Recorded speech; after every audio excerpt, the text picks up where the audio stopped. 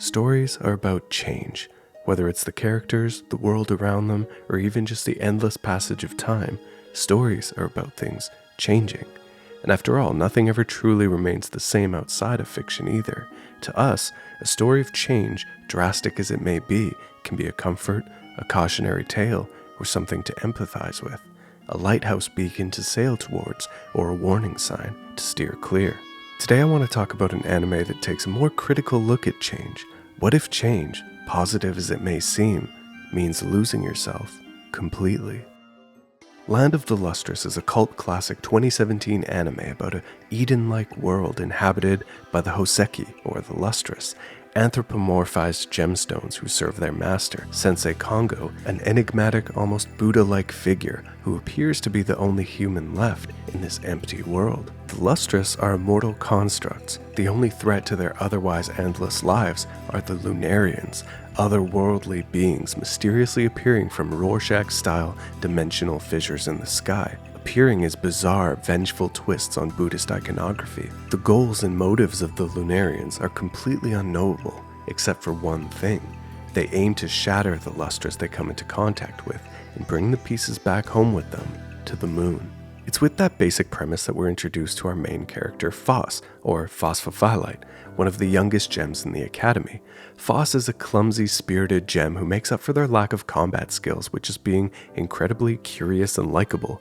She's spunky in the exact same sort of way that makes classic bright-eyed shonen protagonists work, and she's just so immediately lovable as a character. As the only gem without an assigned job, Phos begs Sensei and the rest of the gems to take them seriously and let them fight the Lunarians.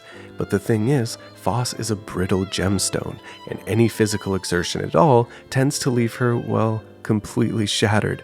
And yes, this series uses real-life gem hardness scales as a shonen-style battle system, and it kinda rules. As immortals, being repaired like this isn't really a problem. The real issue comes from the fact that a Hoseki's memories are stored throughout the entire body.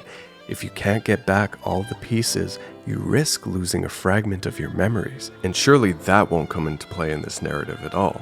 I probably don't have to tell you, but this anime is kind of fucking gorgeous. I usually don't like 3D animation that much, but between this and Beastars, Studio Orange have kind of cracked the code of making 3D anime that actually works. In Land of the Lustrous in particular, the character designs and excellent use of silhouettes and negative space in the manga really lends itself to such a strong visual identity here in the anime. The sprawling landscapes, the action shots, and of course the gems themselves are just rendered in such beautiful detail. I can't help but be impressed seeing straight through the gemstone's hair, rendered as an actual solid material, refracting and reflecting light and surfaces. And of course, moments like the gems shattering is just done so well in 3 dimensions. The soundtrack too has this beautiful, sparse, almost Breath of the Wild style pianos, and it just complements the tone of this series so well.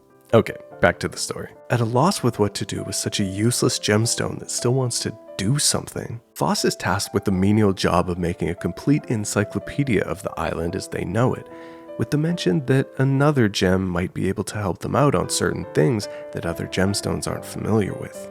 And that gemstone is Cinnabar. Cinnabar is the only gem who works the night patrol, which outwardly doesn't seem to make much sense. After all, Lunarians have never once attacked at night. The real reason they've been volunteered for this is because Cinnabar leaks toxic liquid mercury, poisoning anything around them, so volatile they even kill the grass they walk upon. This isn't a job with any real importance. This is an exile. Phos decides to pay Cinnabar a visit, only to find herself in the middle of a Lunarian attack at sundown. Cinnabar saves Phos and the 2 gemstones have their first real conversation, with it becoming quite clear that Cinnabar's task is totally meaningless. Pointless monotony just for the sake of getting them away from the more valuable gems that they might damage. And Cinnabar admits that they're just waiting for the day the Lunarians take them away. Whether it's them relating to another useless gemstone, or because they saved each other's lives, or because lesbians, Phos immediately empathizes with Cinnabar and promises to find them a new task, something better, something to get them out of the dark. Doom Gemstone Yuri, my favorite genre. This is setup of the show's initial premise, but I'd really be remiss to say that this is what the show is actually about per se. If anything, the Land of the Lustrous is about Phos's promise to Cinnabar, to find her something better, and this drives Phos if she could just change herself. After all, maybe she can help the lonely gem. And with this choice to become something more than what she is, Phos sets off her first step on a journey to self-destruction. In anime, a lot of change is framed as a good thing. Character arcs typically trend positive, with characters learning lessons, becoming more heroic, or redeeming their previously villainous ways. A transformation is typically something cathartic, a shining light of hope in a situation we thought hopeless. In fact, stories where characters go through negative change, becoming worse, are fairly rare for anime, usually either resolved shortly after, or if it's the real deal, being typically reserved for a darker seinen series. And Land of the Lustrous is, surprisingly, one of those darker series. As Phos's fragile body is broken, she ends up replacing the pieces with different parts, at first replacing her legs with the crystalline fragments from the shell of a sea creature. After this, Phos gains incredible speed and actually does get tasked with joining the other stones in combat. But Phos is still lacking any real combat expertise, and her inexperience means that she constantly directly endangers her friends, leading to the first real tragedy of the series. Time passes and the gems begin their winter hibernation, and Phos joins the veteran gem Antarcticite on their patrol. Antarc becomes something of a mentor to Phos, and through these winter months, the two bond as student and teacher.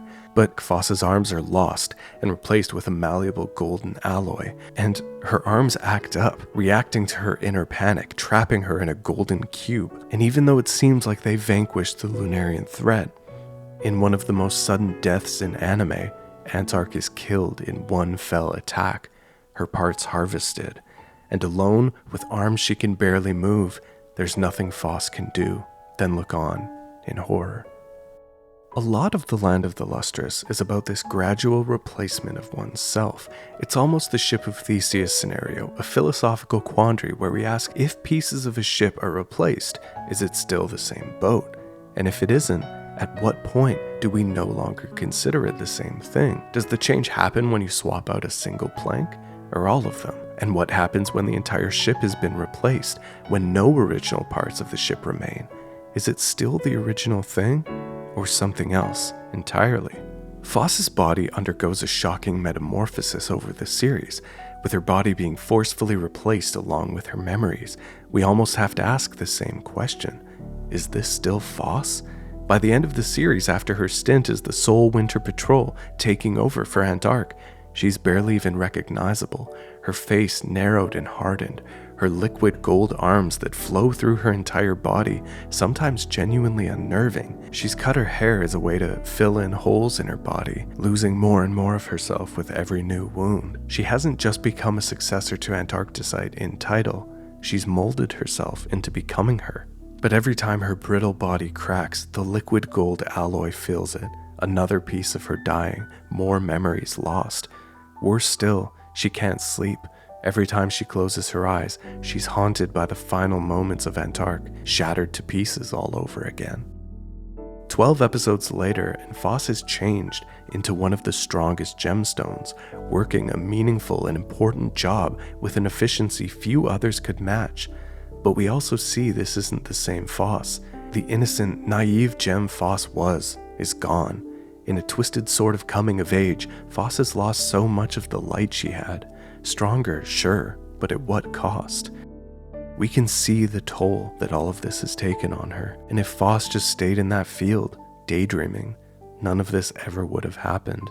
Every day that passes, that promise to Cinnabar gets more distant, and we can't help but ask ourselves, when will she forget it entirely? How long does she have left of still being the Phos that wants to save Cinnabar?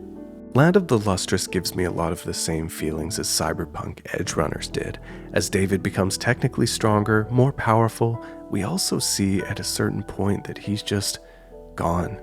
He's a doomed protagonist and has been since he started down this road. And while Land of the Lustrous certainly doesn't get to that extent in the runtime of the anime, I'd be really curious to see if that's not where this is heading in the manga. I haven't actually read it, so please no spoilers in the comments. By the end of the show though, Phos has a new goal, something that's been weighing on her the more she learns about the world. She wants to know the truth. the truth about Sensei, who seems to be hiding something about the nature of everything, the truth about the Lunarians and whether or not she can communicate with them, and the truth about the strange organisms at the seafloor who claim they used to be the flesh of something called humans. As Phos becomes one of Sensei's most trusted soldiers, the man she comes to know begins to disturb her. And what's worse is she's not alone. Everybody knows. Everybody suspects something. All the other gemstones have their suspicions of Sensei, who bashes his head into walls when he sleeps, who is recognized by the Lunarians and even knows one by name, who seems all-powerful, capable of vanquishing Lunarians and shattering lustrous with a wave of his hand, and yet is trapped here, alone. What's he hiding from? But it's here that the anime ends off, on a cliffhanger of Phos's new place in life, and that is it. That's been all that's been adapted since 2017, mainly due to Orange's surprise success with Beastars and the Trigun remake series. I haven't read the manga past volume 2, which I read on stream, but I can only assume that we're barely even getting started here. There's still so much mystery to this world, about the divided flesh, bones, and souls of humans, the true purpose of the Lunarians, the true purpose of the lustrous. Who is Sensei truly? Is he like literally God?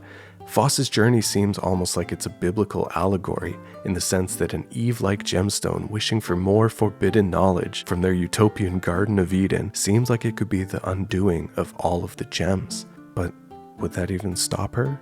There's a really cool directorial intent with episode 12 and how it mirrors the first episode. Phos is essentially going out to Cinnabar to ask her for help, exactly as she did in the first episode, but we can see that everything has changed. Phos has changed, her role has changed, how she interacts with others has changed, how the others perceive her has changed. Everything is similar, but everything is different. This Phos laments how carefree she used to be. She remembers those days staring at her reflection in the pond, fixing her hair. Is this really what used to concern her? Was she really ever so free? The new Phos is cursed with power and responsibility and made bitter with her darkening worldview.